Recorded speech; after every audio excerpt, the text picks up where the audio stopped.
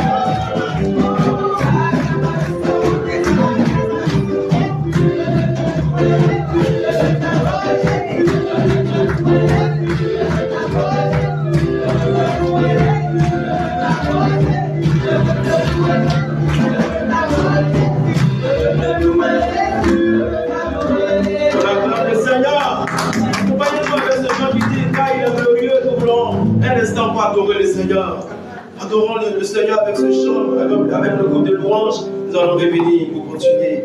Car il est qui est glorieux ce matin, qui est digne ce matin d'être adoré. Jésus-Christ.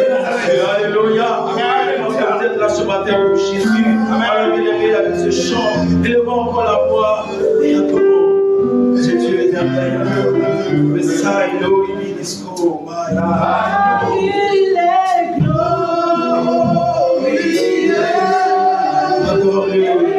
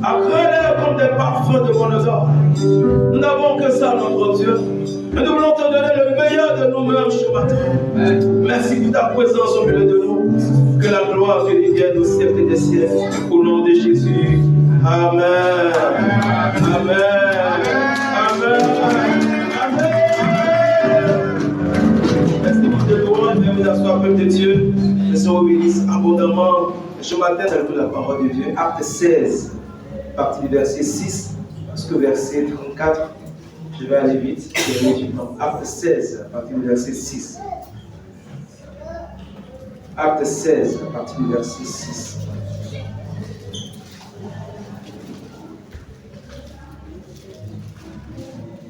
Il dit, ayant été empêché par le Saint-Esprit d'annoncer la parole dans l'Asie, traversait la Phrygie et le pays de Galatie.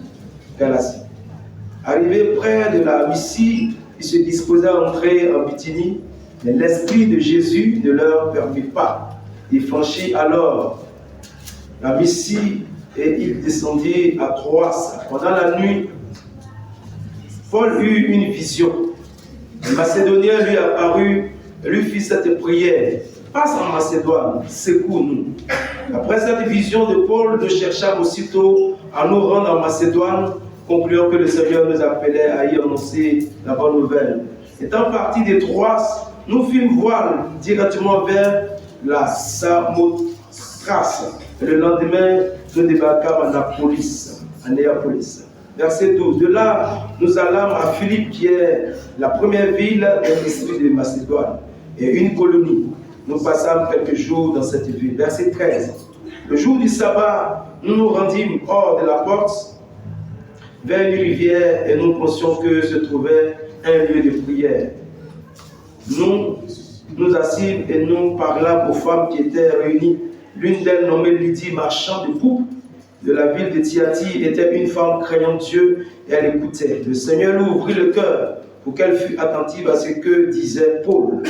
Lorsqu'elle eut été baptisée avec sa famille, elle nous fit cette demande: si vous me jugez fidèle au Seigneur, entrez dans ma maison et demeurez ici. Et elle nous pressa par ses instances. Verset 16. Comme nous allions au lieu de prière, une servante qui avait l'esprit de Python et qui, en devinant, procurait un grand profit à ses maîtres, vint au-devant de nous. Et elle se mit à nous suivre. Paul et moi. Elle criait: ces hommes sont des serviteurs de Dieu, du Dieu très haut, et ils vous annoncent la voie du Seigneur, la voie du salut. Elle fit cela pendant plusieurs jours. Paul, fatigué, se retourna et dit à l'esprit: je t'ordonne au nom de Jésus-Christ de sortir d'elle. Et il sortit à l'heure même. Nous allons arrêter là parce que ça, c'est la deuxième partie du message. Et pour ceux qui prennent note, écrivez du verset 6 jusqu'au verset 34. Ça, on verra ça le dimanche prochain. Mais nous sommes déjà dans notre texte pour aujourd'hui. Seigneur notre Dieu, gloire et honneur te révèle. Béni soit ta présence dans cette assemblée. Merci parce que ce matin, nous avons loué, glorifié ton nom. L'heure est venue d'écouter ta parole. Parle à nos cœurs, Seigneur Dieu. Dispose nos cœurs. Saint-Esprit de Dieu, prend toute la place au nom de Jésus. Amen. Amen. Donc ce thème, nous allons le voir sur 2-3 dimanches par la grâce de Dieu. Le thème, c'est: ne t'arrête pas tant que tu n'as pas accompli la mission que le Seigneur t'a confiée. Le thème déjà, ça doit nous parler. Ne t'arrête pas tant que tu n'as pas accompli la mission que le Seigneur t'a confiée. Donc le texte que nous avons lu, bien aimé, cette première partie nous parle de la mission que le Seigneur a confiée à son serviteur Paul dans un songe. L'œuvre que Dieu lui a confiée dans un songe. Voilà. C'est une charge qu'il a reçue, mais cette mission, il a reçue dans un songe. Et dans le songe que Paul a eu, il a vu un Macédonien qui faisait une prière, qui lui adressait une prière. Et dans cette prière, le Macédonien lui disait: passe en Macédoine pour nous secourir. Viens dans notre ville, en Macédoine, pour nous aider. Et sur la base de cette vision, lorsque Paul s'est réveillé, Paul et ses compagnons, ils ont compris que le Seigneur les envoyait en Macédoine pour accomplir une mission. Ils ont compris que le Seigneur les envoyait dans cette ville-là pour faire son œuvre, pour gagner des âmes, pour implanter des églises. Bien aimé, sur la base de cette vision, Paul et ses compagnons sont partis en Macédoine, précisément dans la ville de Philippe. Voilà, donc Macédoine, c'est la grande ville, et la première petite ville, c'est Philippe. Philippe, quand on dit le puits de Philippe, voilà comment l'histoire a commencé.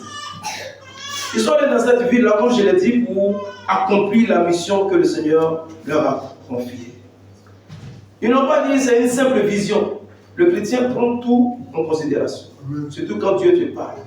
Quand Paul s'est réveillé, il n'a pas dit c'est un simple rêve, c'est une simple vision. Non, il n'a pas dit ça. Il n'a pas dit ça. Mais Paul et ses compagnons ont compris que c'est Dieu qui leur parlait. C'est Dieu qui les envoyait quelque part. Et qu'est-ce qu'ils ont fait? Ils ont obéi et ils sont partis. Et ils sont partis dans cette ville-là. Et je vais dire à quelqu'un ce matin, que tu sois un homme, que tu sois une femme, jeune homme, jeune fille, toi qui écoutes la parole de Dieu ce matin, ne t'arrête pas tant que tu n'as pas accompli la mission que Dieu t'a confiée. Ne t'arrête pas tant que tu n'as pas fini ce que le Seigneur t'a confié. Ne t'arrête pas, ne te décourage pas, ne baisse pas les bras tant que tu n'as pas fait l'œuvre que Dieu t'a confiée.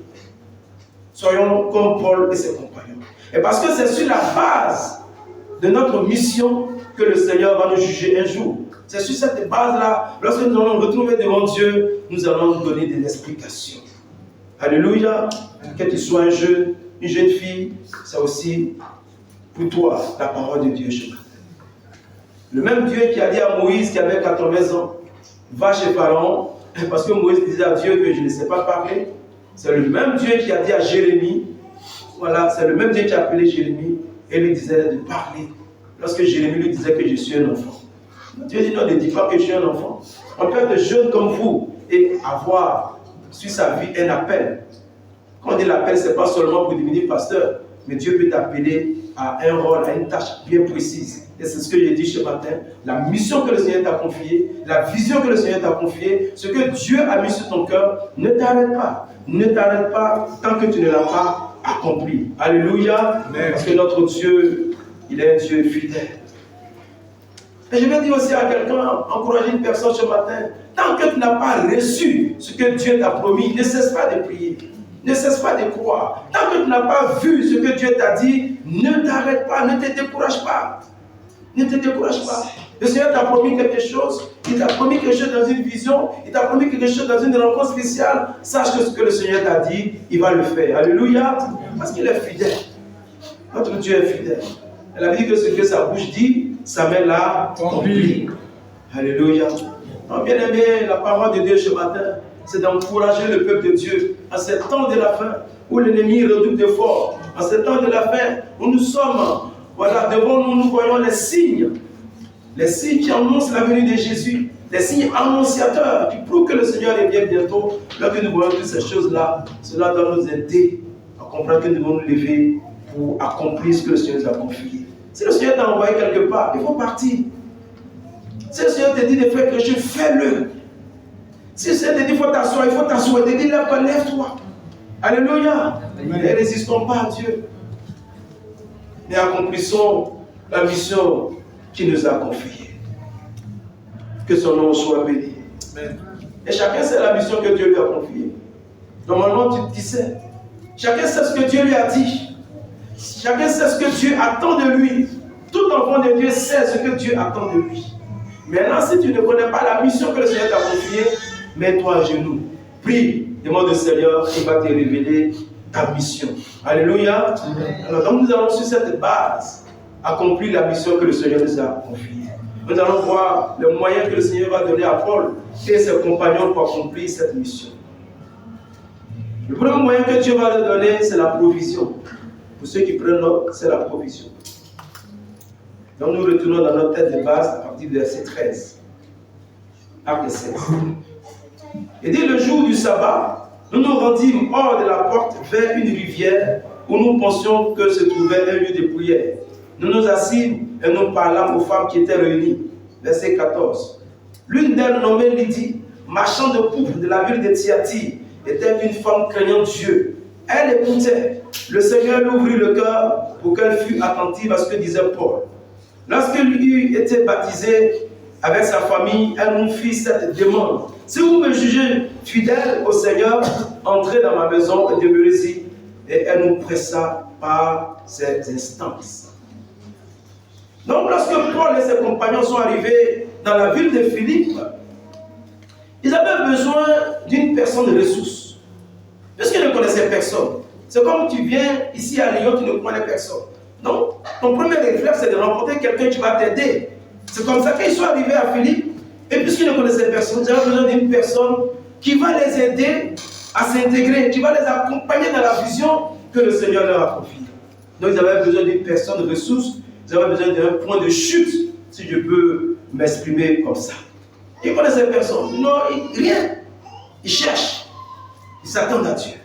Alors le Seigneur va mettre sur leur chemin une femme du nom de Lydie. Qui est Lydie, bien-aimée? Sachez que Lydie, elle était une femme riche. Une femme bien disposée, elle avait un bon cœur.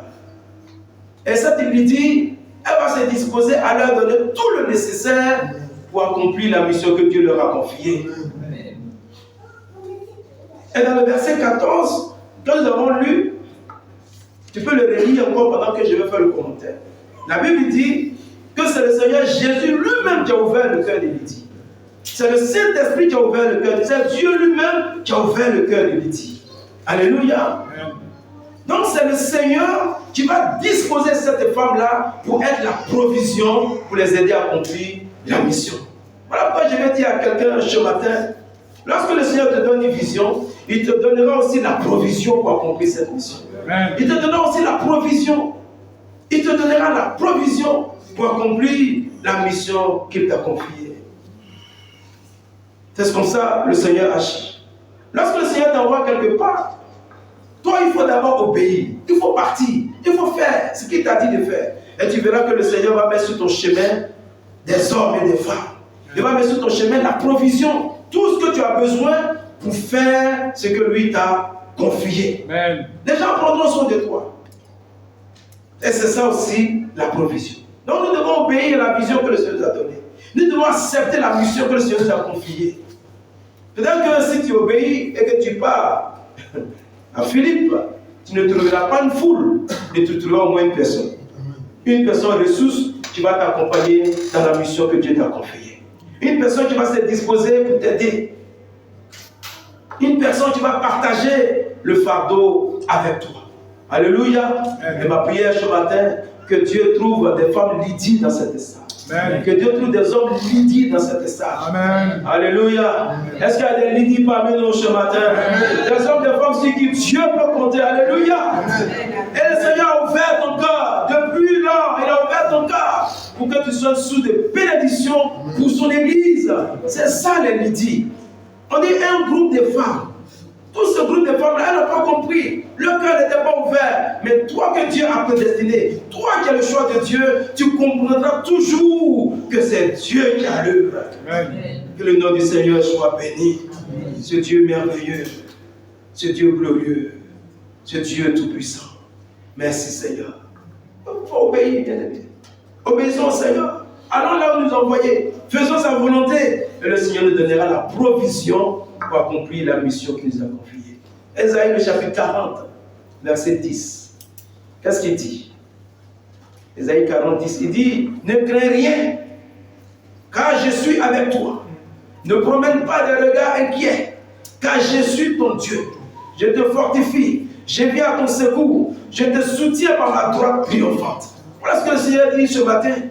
À un moment qui pleure à cause de ses enfants. Un papa qui prie à cause de ses enfants. À quelqu'un qui est fatigué. Le Seigneur te dit ce matin, ne crains rien. Quand tu ne veux que prier pour tes enfants. Je suis venu te dire ce matin, le Dieu qui t'a donné ses enfants, c'est lui qui te donnera la provision pour t'occuper de ses enfants. Amen. Oui, le Dieu qui t'a donné ses enfants, lui-même il prendra soin d'eux. Et il tracera leur chemin et ils rentreront dans leur destinée. Souvent, il y a des choses que nous voulons faire. Non, bien aimé, nous sommes limités. Nous sommes limités. Le Dieu qui nous a donné ses enfants, le Dieu qui nous a confié cette mission, c'est le même Dieu qui nous donnera la provision pour arriver là où nous devons arriver. Donc, je vais dire à quelqu'un ce matin, ne t'inquiète pas. Mais continue de prier. Continue de mettre ta confiance en Dieu. Si Paul voulait dire, mais à Philippe là, on va aller chez qui? On connaît qui là-bas? La Bible ne sera pas au complet. La Bible est au complet parce que Dieu est en action. Le Saint-Esprit est en action lorsque l'homme dégage la foi. Amen. Que le nom du Seigneur soit béni.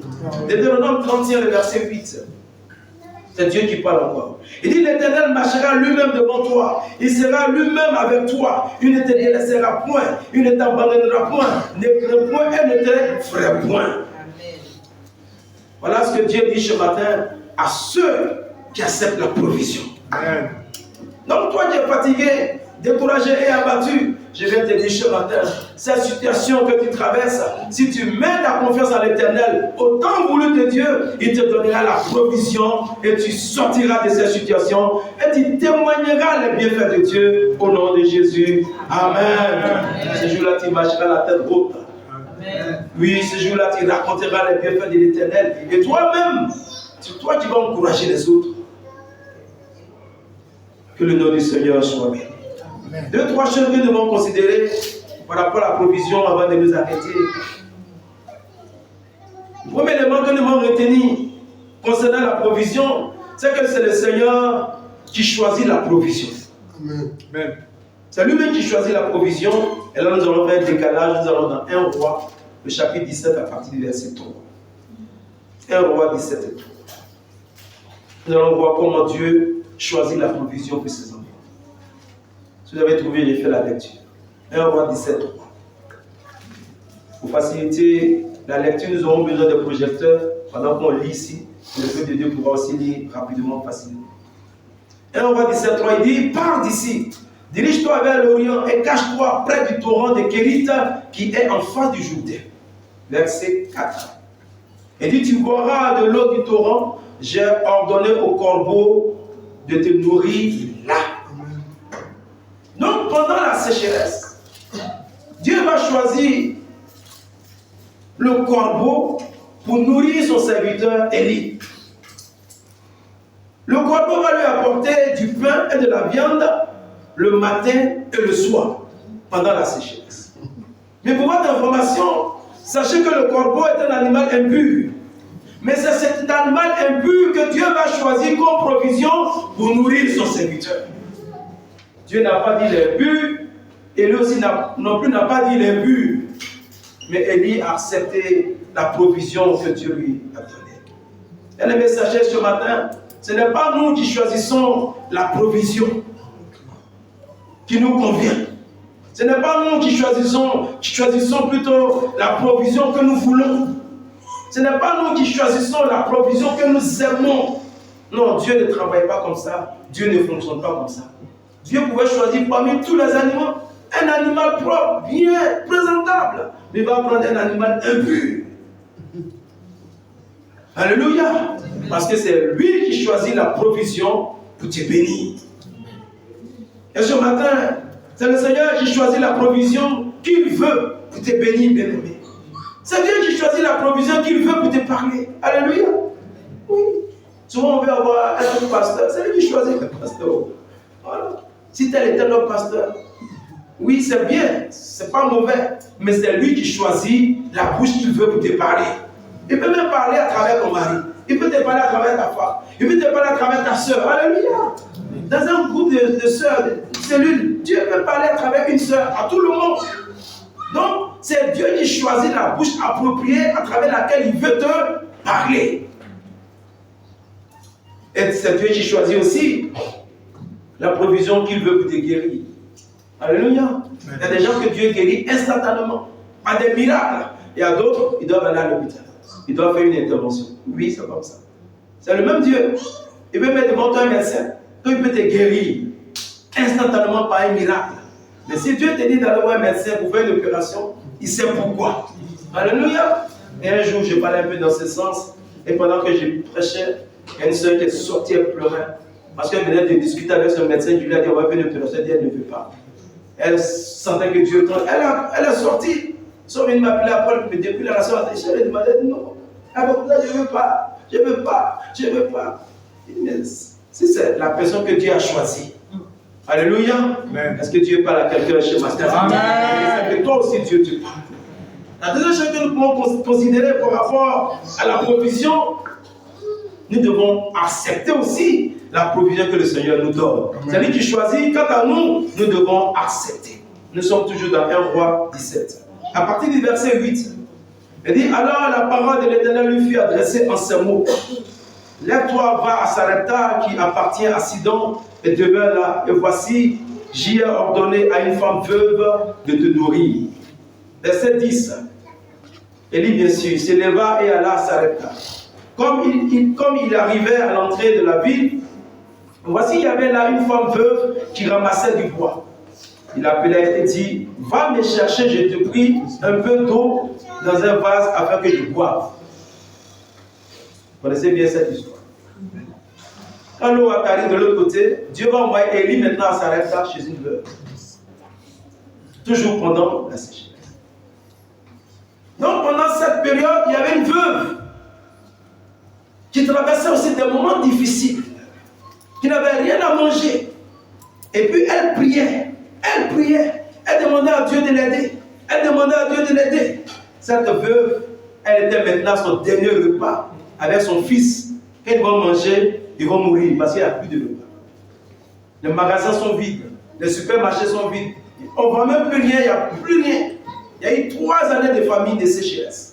Donc cette veuve-là, elle était à son dernier repas. Dernier repas, et c'est la mort. Mais cette veuve ne savait pas que quand elle priait, Dieu entendait sa prière. Elle ne savait pas que quand elle était dans l'assemblée, elle criait dans son cœur pour l'église, pour les frères, pour les sœurs. Dieu entendait sa prière. Je vais dire à quelqu'un ce matin, Dieu entend tes prières. Amen. Dieu entend tes cris. Quand tu te lèves à 4 h du matin, à 5 h du matin, quand tu pries, Dieu entend. Toi qui as pleuré toute cette nuit, Dieu a entendu toutes les paroles.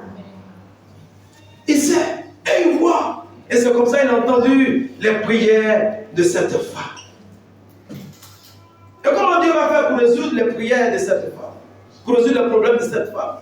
Je veux que tu retiennes cette partie-là. C'est très important, très instructif pour toi. Bien aimé, pour résoudre le problème de cette femme, Dieu va envoyer vers cette femme quelqu'un qui a plus de problèmes que elle. Lui, il a plus faim que elle. Il a plus soif que elle. Lui-même, il a plus de problèmes. Voilà comment notre Dieu agit. Alléluia. C'est ça, on dit Dieu n'est pas un homme. Dieu n'est pas un homme. Dieu va envoyer vers cette femme un homme qui apparemment, il a plus de problèmes que cette femme. Et lorsque Élie est arrivé, la première des choses, c'est de payer de soif. Elle avait dans son cœur, c'est comme ça. Tu as soif, toi tu ne peux pas demander aux choses, elle est dans son cœur. Dans la sécheresse, là, c'est toi de l'autre qui demande. Son cœur s'est occupé quand il a dit soif. Elle a dit, ça c'est quel homme ça? Actuellement où chacun a un petit bidon, il n'y a plus rien. Et lui demande alors tout de suite, donne-moi à boire. Elle allait prendre l'eau et lui a donné. Quand il finit de boire, il dit non, je vais manger. Elle a dit, tu veux quoi? Elle dit, je vais manger. Elle a fait elle dit à ça que nous, il n'y a pas de cette planète. C'est ce qu'on ne fait même pas. Et tu es sûr que c'est moi, dans son cœur, bien sûr, c'est moi, je vais te donner manger. Alors qu'elle était à son dernier repas. Et après ce repas-là, elle va mourir. Elle et puis son fils. Parce que la Bible dit, quand elle était à un pas de la mort. Bien-aimé, de toute franchise, si c'était toi, qu'est-ce que tu aurais fait? Il ne faut pas répondre vite. Il faut bien réfléchir. Est-ce que tu allais donner comme la Bible t'a donné? Est-ce que tu allais faire comme elle l'a fait? Voyez comment Dieu nous parle dans la simplicité. Comme j'ai dit, c'est lui qui choisit le moyen par lequel il veut exaucer ta prière. Souvent on veut que Dieu ne va jamais descendre. Parce que Dieu est déjà descendu. Et quand le riche a dit à Abraham, faut envoyer des gens, il dit, ils sont déjà là-bas. J'ai mes serviteurs là-bas. J'ai mes enfants là-bas. Tes frères, ils n'ont qu'à les écouter. Si c'était toi et moi, à commencer par moi-même, est-ce que j'allais faire ce que la Bible a fait? Toi, tu as ton dernier repas. Elle disait que c'est ce soir-là, demain, la mort va commencer. Ton fils même là, quand vous allez manger, ce ne sera pas rassasié. Et c'est son fils unique. Son mari est mort il y a longtemps. Elle est dans la détresse. Et lui, il vient, il ne te donne pas la solution, il ne te donne pas ce que tu as besoin, il ne dit pas je vais prier pour toi, il ne dit pas je vais t'encourager, il veut prendre le dernier repas là pour partir. Que chacun essaie d'interpréter ce que Dieu entend de lui dire ce matin. Et combien de fois nous avons refusé de donner notre dernier repas? Alors que Dieu, c'est le moyen par lequel il voulait te bénir. Combien de fois nous avons refusé d'obéir, de nous soumettre, de faire ce que Dieu nous dit, alors que tu es à un pas. Et certains, souvent, préfèrent continuer à prier. Moi, je vais continuer à prier. La Bible a dit, la mort devait plus la mort, je dis c'est la même chose. Tu es venu pour nous tuer, pour manger, tu vas pas t'en manger. Alléluia. Est-ce que quelqu'un entend ce que Dieu lui dit ce matin? Amen. C'est lui qui choisit la provision que lui veut. C'est-à-dire le moyen qu'il veut pour exaucer la prière. Mais je vais dire à quelqu'un ce matin, sache que toutes les situations que Dieu met devant toi, c'est une opportunité que Dieu te donne pour te bénir. Tous les problèmes que Dieu met devant toi, puisque Dieu est plus grand que nos problèmes, mais c'est une opportunité que Dieu nous donne pour nous bénir. Oui, il veut que tu découvres sa grandeur. Il veut que tu découvres ce Dieu merveilleux, depuis la Genèse qu'à l'Apocalypse. Le Dieu d'Abraham, d'Isaac, de Jacob, ce Dieu merveilleux qui est venu à la personne de Jésus. Le Seigneur veut que tu le découvres. Et on découvre Dieu dans des situations pareilles. Amen. Oui, quand Dieu me demande une situation, et l'ancien l'a dit, il dit, je comprends les mots. Il est en train de tirer ses leçons. Il est en train de comprendre beaucoup de choses. Parce que certainement il a adressé une prière à Dieu. Et Dieu choisit cette scène-là pour répondre à sa prière. Et c'était une manière pour Dieu de répondre à la prière de la veuve de Sarepta.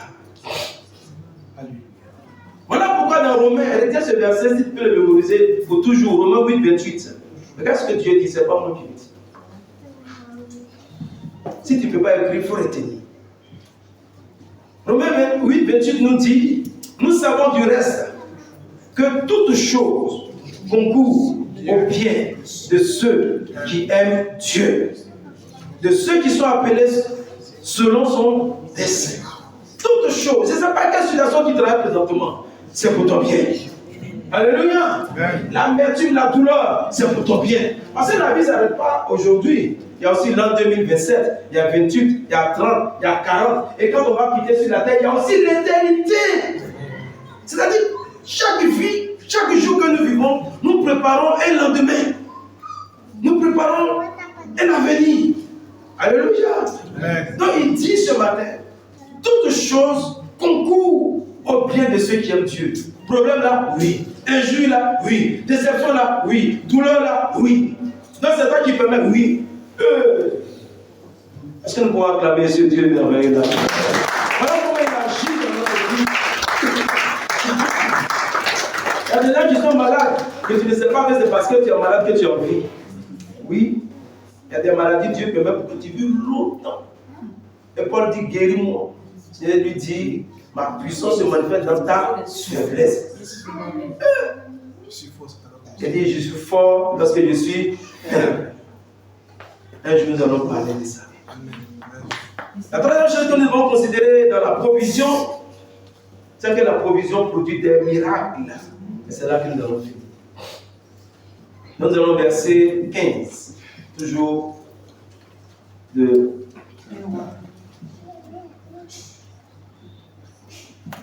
verset 15.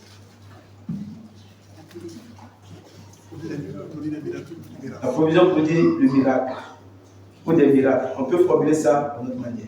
Moi j'ai mis ici la provision produit le miracle dans notre vie. Verset 15. Elle alla et elle fit selon la parole d'Élie. Et pendant longtemps, elle eut de quoi manger, elle et sa famille, aussi bien que Élie. Verset 16. La farine qui était dans le pot ne manqua point. Et l'huile qui était dans la cruche ne diminua point selon la parole que l'Éternel avait prononcée par Élie. Lorsque la veuve de Sarepta a fait ce que Dieu lui a dit à travers son serviteur, la provision a produit des miracles dans sa vie. La Bible dit que l'huile et la farine n'ont plus manqué dans cette maison. L'huile et la farine n'ont plus manqué dans la vie de cette femme. L'huile et la farine n'ont plus manqué dans la vie de son fils, même de sa famille. Et je suis venu ce matin, bien-aimé, prononcer cette bénédiction sur ta vie. Que l'huile et la farine ne manquent point dans ta maison. Amen. Que l'huile et la farine ne manquent point dans ta vie. Que Dieu accorde l'huile et la farine à tes enfants, à ta famille. Amen. Quelle que soit la situation, quel que soit le temps, que l'huile et la farine, la grâce de Dieu, ne manquent point dans ta vie au nom de Jésus. Amen. Que cela soit ton partage. Merci Seigneur. Conclusion, Luc chapitre 4, le verset 25. Luc 4, verset 5. Oui. Voilà ce que Jésus dit. C'est-à-dire, à la fin, Jésus parle maintenant de la veuve de Sarepta. Luc 4, 25. Il dit, je vous le dis en vérité, il y avait plusieurs veuves en Israël du temps d'Élie, lorsque le ciel fut fermé 3 ans et demi, 3 ans et 6 mois, et qu'il y eut une grande famine sur toute la terre. Verset 26. Et cependant, Élie ne fut envoyé vers aucune d'elles, si ce n'est vers une veuve à Sarepta, dans le pays de Sidon. Le Seigneur Jésus, je ne sais pas combien d'années plus tard, il va citer la veuve de Sarepta en exemple. Alléluia. Il va citer la veuve de Sarepta en exemple. Parce qu'elle a été l'objet de la grâce de Dieu, mais la grâce de Dieu va produire des miracles dans sa vie. Pourquoi? Parce qu'elle a accepté la provision que Dieu lui a donnée. Alléluia. Et le Seigneur Jésus, par sa mort à la croix, bien-aimé, nous a donné la grâce. Nous sommes sauvés par la grâce. Nous serons ciel par la grâce. Mais cette grâce que le Seigneur nous a donnée en mourant à la croix, en versant son sang à la croix. Cette grâce-là, elle va produire des miracles dans notre vie lorsque nous acceptons la provision que Dieu nous donne. Alléluia. La grâce, c'est un bien qui est comme un chèque. Mais pour que ce chèque-là puisse maintenant se matérialiser, il faut accepter la provision que Dieu te donne. Alléluia. Sinon, tu seras sauvé seulement, tu iras au ciel après. Mais pour que, étant sur la terre ici, tu vois les miracles, les prodiges se manifester dans ta vie, nous devons accepter la provision que Dieu nous a donnée. Que sont bénis ce matin, c'est que sa grâce repose sur vous, que sa faveur repose sur vous, que la main de Dieu repose sur vous, et que la provision demeure dans votre maison. Au nom de Jésus, Amen. Tu pourras acclamer Jésus. Amen. Et prions avec nos propres